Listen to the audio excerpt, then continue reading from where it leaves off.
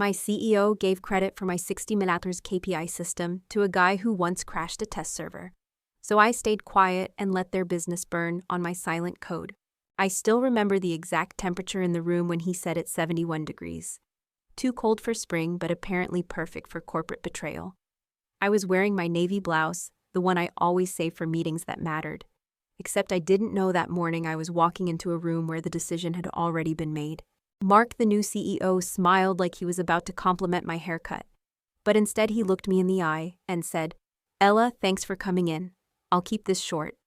As part of the new restructuring, we're transitioning your leadership role into a strategic advisory capacity."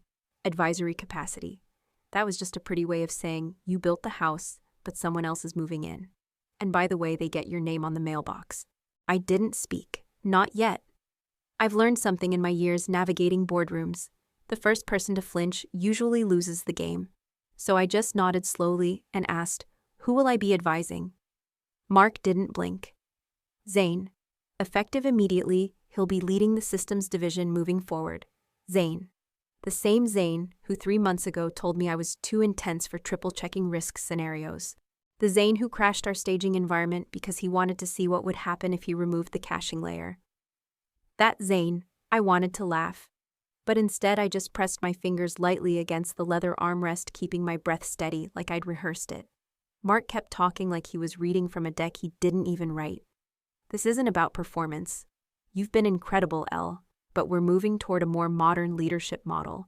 Fresh perspective. Scalable vision." I don't even know what scalable vision means when you're talking about a system I personally architected line by line. You want vision.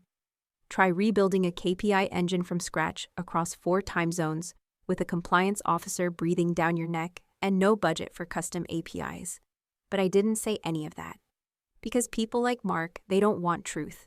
They want quiet acceptance that sounds like team spirit. So I smiled, thanked him for the transparency, and walked out. My heels clicking softly against the corridor felt louder than anything else in that moment. Every step away from that office felt like peeling off a layer of dignity I wasn't ready to give up. Back at my desk, the email was already waiting in my inbox, subject organizational realignment. Attached an internal memo congratulating Zane on his new role. My name was mentioned once in a bullet point labeled transition support. I stared at the screen, the same screen I had used to design the forecasting engine that helped secure our $48 million contract last quarter. Now it was being used to tell me I was optional.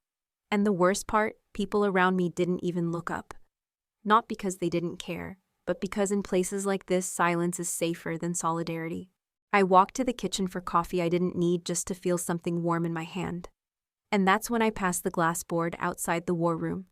Fresh architecture diagrams, color-coded, labeled, optimized. My architecture, my data pathing logic.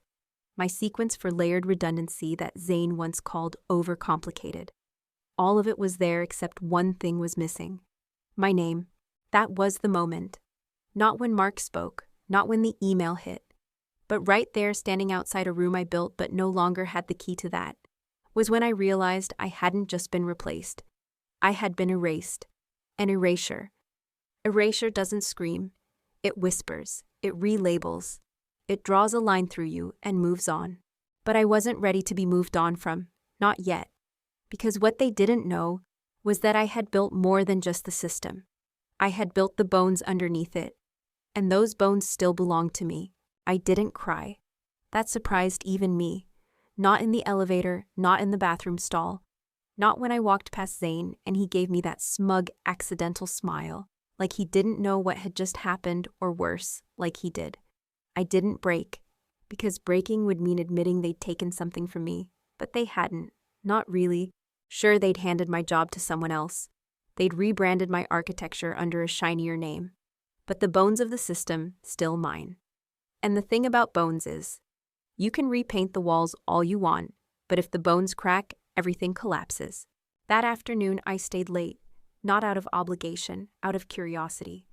I logged into the back end of the system quietly, the way only someone who built it knows how. No fanfare, no admin alerts. Just a single line of command slipped through a legacy shell script I had written years ago during a particularly long deployment cycle. Most people thought it was deprecated. It wasn't. Inside, I found what I expected: surface changes. Zane had renamed a few layers, moved some dashboards, applied a flashy theme with neon-colored charts. Cosmetic. He hadn't touched the real architecture, probably because he didn't know how. Then I checked the engine module, the core predictive system that drove our entire KPI flow. That's when I found it. Cairo Logic TM, Enterprise Dev License, owner L. Mercer. I stared at the license panel for a full 10 seconds. It still had my name, my billing address, my private developer key. 3 years ago, when the budget request was denied for a third-party forecasting engine, I had used my own funds to license Cairo Logic, just to keep the rollout on track, just to avoid missing another quarter of implementation. I never told anyone. I didn't need credit then. Now that favor turned out to be leverage. They were running their entire multi-million-dollar KPI engine on a framework they didn't legally own, a framework they couldn't update, couldn't customize, couldn't even fully comprehend without me. I leaned back in my chair and exhaled slowly. Not relief, not pride, just realization. They thought I was out of power, but they had only taken the title, not the access, not the knowledge, and definitely not the leverage.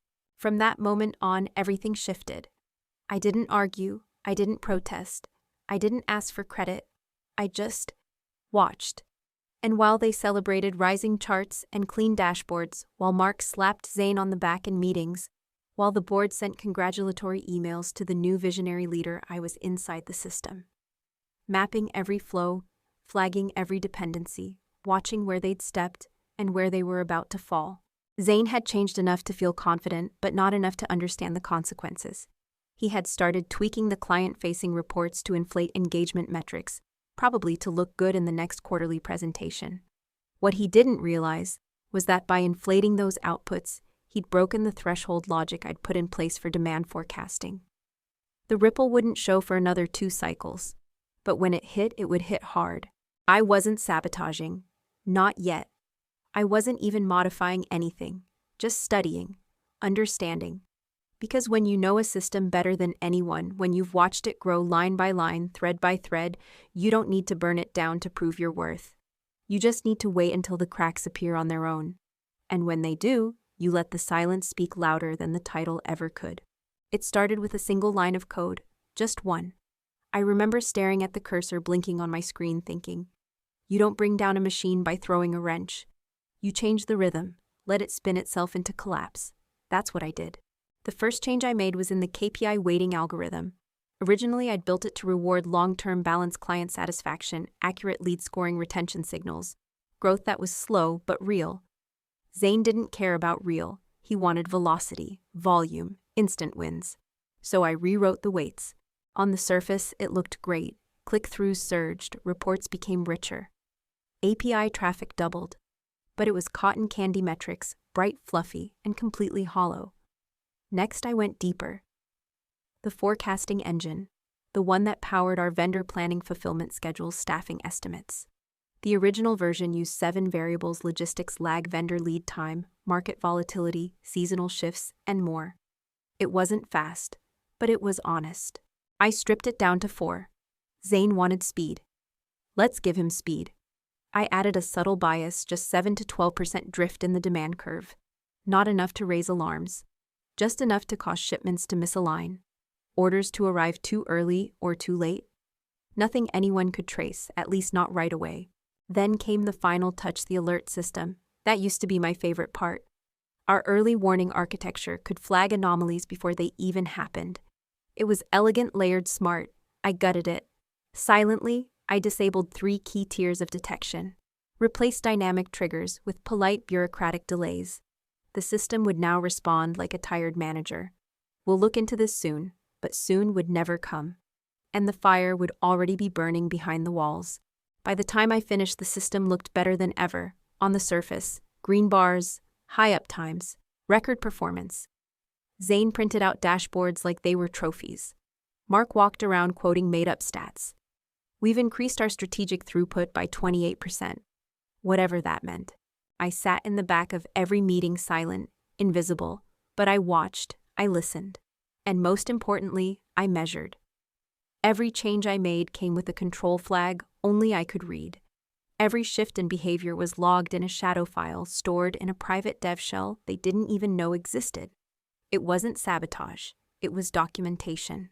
I wasn't trying to burn the house down. I was just turning off the smoke detectors and waiting to see who noticed the heat. Nobody did. They were too busy clapping, celebrating themselves. I remember one meeting in particular, quarterly update. Zane stood at the front of the room talking like he invented optimization. The screen glowed behind him, color-coded, polished, confident. Uptime at 99.8%.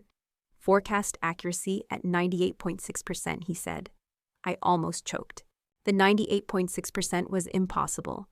With the variables stripped and the thresholds flattened, the model was lucky if it hit 85%.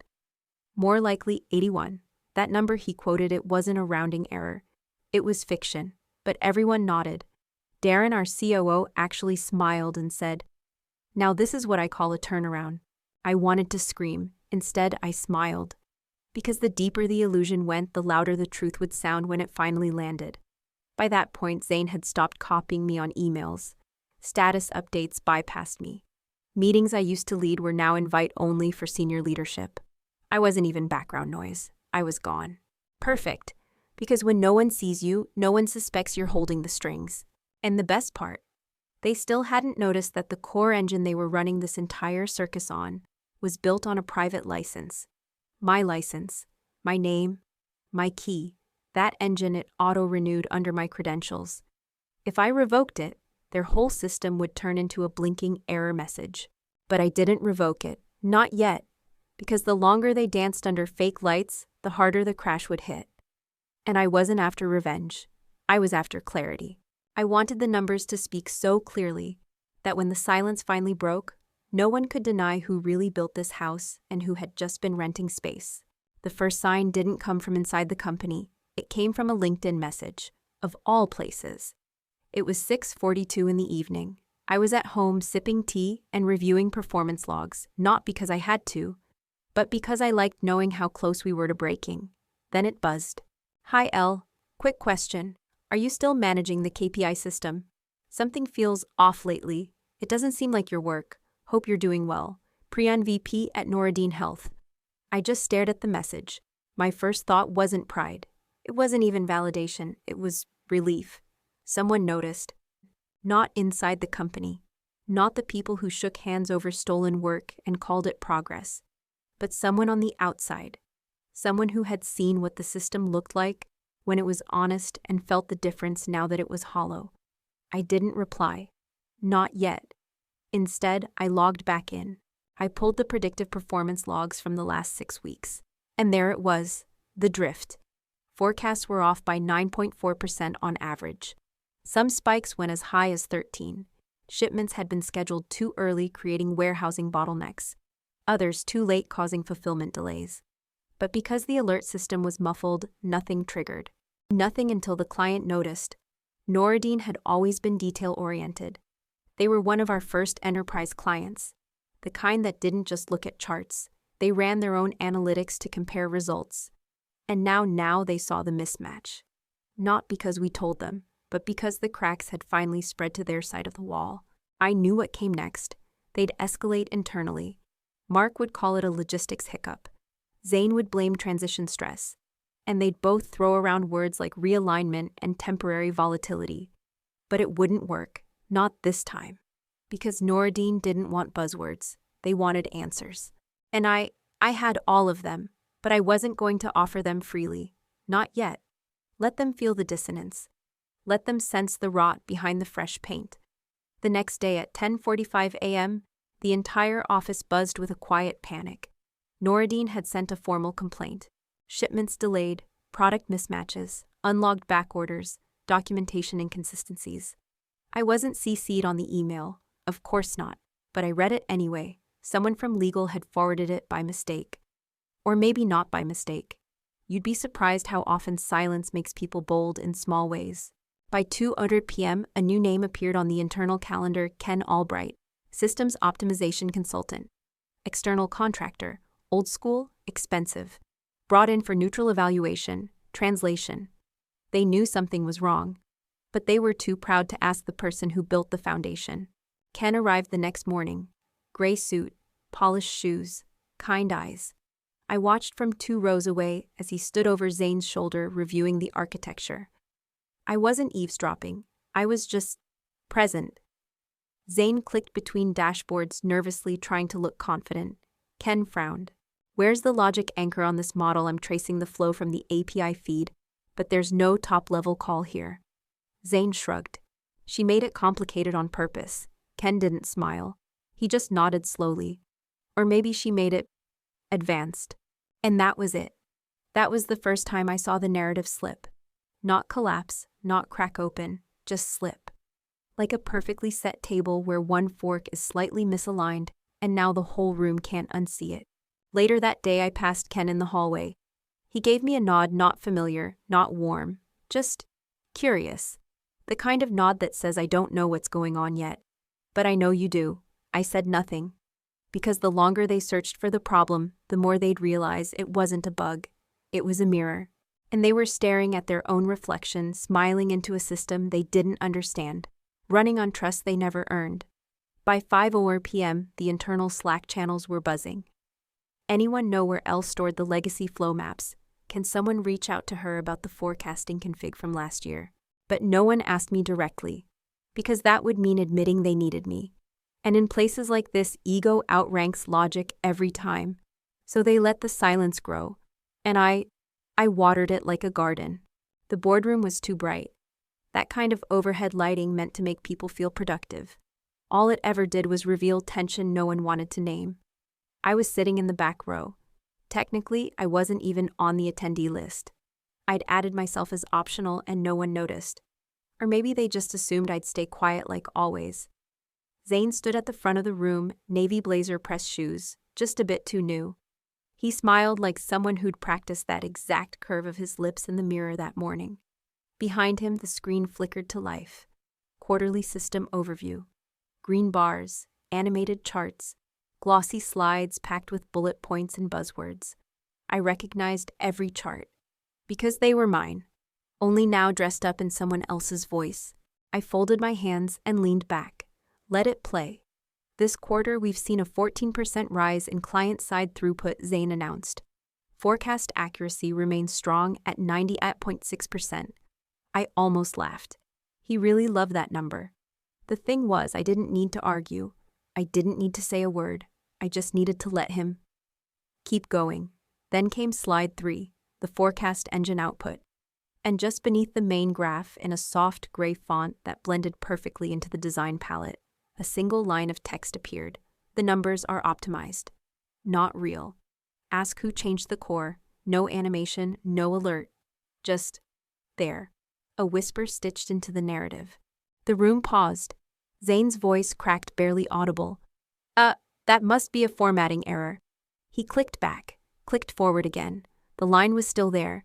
Then the COO leaned forward, eyes narrowing. Is this part of the presentation? Zane forced a chuckle. I think it's a design artifact, probably from an old template, but it wasn't. Because 5 seconds later, a board member named Martin Cross opened his tablet. He'd received the auto-generated PDF report that went out when the deck was uploaded, and there it was. Same line, same position. He read it silently, then said aloud, "Who the hell is Elle, and why is she not in this room?" Silence. Zane blinked like someone trying to remember if they'd locked their car. Mark shifted in his seat. He opened his mouth to speak, then shut it again, lips pressing into that thin corporate line of panic. I didn't move. I didn't smile. I just sat still, steady, calm. This wasn't revenge. This was recognition. Done on my terms in my language through the one thing no one could fake: the system itself. By the time the meeting ended, nobody was talking about the green bars anymore. They were talking about the line, about the message, about me. I walked past the glass wall as people trickled out. Ken, the consultant, caught my eye. He didn't look surprised. He just nodded again, this time with a trace of something new behind it. Respect. I returned to my desk. 20 minutes later, an email hit my inbox. Subject: urgent, system integrity meeting request. From Compliance Officer C-Suite. Time 10:30 a.m. Location: executive boardroom. I didn't reply. I didn't have to. Because the message had already been delivered. And it wasn't about volume, it was about precision. One sentence, one placement. And the illusion cracked like glass under too much heat. They'd built their narrative on data they didn't understand, and I had written the source code. They thought I was quiet because I'd given up. But the truth, I was quiet because I was preparing my line of fire. And this was just the first shot. I arrived at the boardroom at exactly 10:28 a.m. 2 minutes early, not out of nerves, but because I wanted to see who would meet my eyes as I walked in. Zane was already there, seated too upright, pale. Mark stood near the projector, arms crossed a little too tightly. Several board members sat in silence, eyes shifting. And near the end of the table, someone I didn't expect, Priyan from Noradine Health. The client. In the room, that's when I knew. This wasn't a review. This was a reckoning. The compliance officer cleared her throat. Ella, thank you for joining. We'd like your insight into the integrity of our predictive system, particularly the anomalies flagged during the last review. I didn't waste a second. No greetings, no apologies. I opened my laptop, connected to the screen, and began. The system is drifting due to a misalignment in variable weight logic. Forecast reliability is below 85%, not the 98% currently reported. The chart appeared 2 lines diverging slowly at first, then sharply, red against green. 3 core variables were removed from the model. 2 thresholds were lowered. That created an overconfidence curve. What you interpreted as growth was just statistical illusion. I clicked again. New slide. A before and after snapshot of the alert system. Here's what the original anomaly detection system looked like. And here's the current version where 3 layers were deactivated. Gasps. Someone scribbled something down fast. Zane shifted in his seat but didn't speak. Mark glanced at him, then quickly looked away. I kept going. This is the commit log. Every change to the system is tracked by credentialed users. As you'll see the edits that disabled key warnings and altered prediction logic, I clicked again. The log scrolled slowly. Each entry tagged, each change signed, were made under Zane Halston's account. Silence, heavy, unmistakable. Zane finally spoke, voice thin. I was trying to streamline the interface. The changes were cosmetic. I didn't touch the model logic intentionally. I didn't even turn to look at him. I just said, the logic doesn't know intention. It only knows results. Then the real twist hit. Priyan stood up.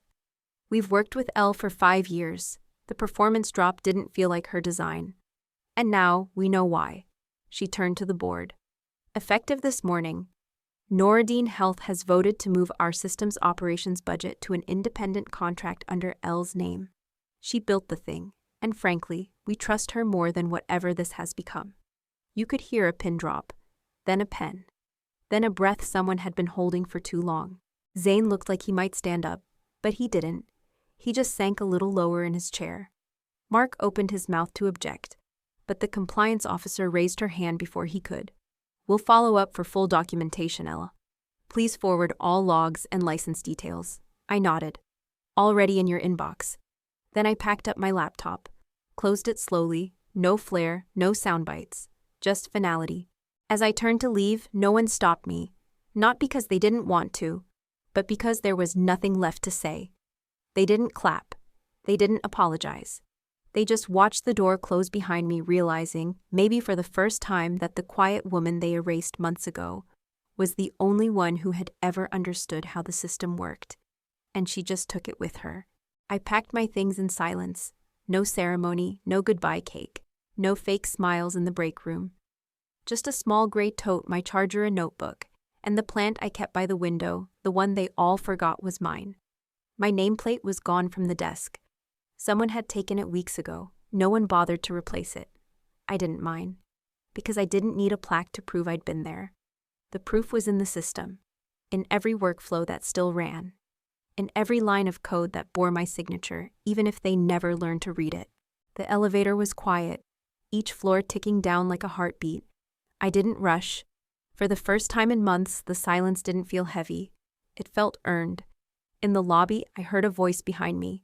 You're not even going to say goodbye. I turned. It was Sarah, finance team. We weren't close, but she always smiled in the hallway. She walked beside me, keeping her voice low. You don't owe anyone an explanation, she said. Just for what it's worth. We saw what they did. Maybe not out loud, but we saw. I didn't respond.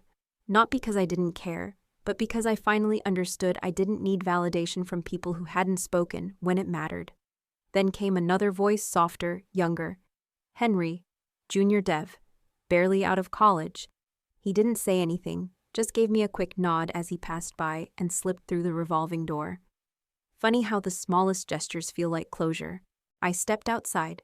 Spring air crisp and honest. No badge, no office key, no title. And for the first time I felt weightless, not lost, unburdened. I pulled out my phone, opened my inbox. There it was, starred from the night before, subject offer confirmation from Noradine Health. Role principal systems architect. Salary double. Terms full technical autonomy. No Mark, no Zane, no buzzwords, just clean code, honest numbers, a team that respected architecture enough to let it breathe. As I scrolled, another email caught my eye. Old, archived, still unread. Subject organizational realignment. The one that started all this. The one that told me I'd been transitioned out of my leadership role for the sake of alignment. I opened it, read it again, line by line. This time I smiled. Not a bitter smile, not triumphant either. Just knowing. That meeting hadn't ended me. It had redirected me, because I didn't lose. I realigned, higher, on my terms, with my name, and with a system no one else could take from me again.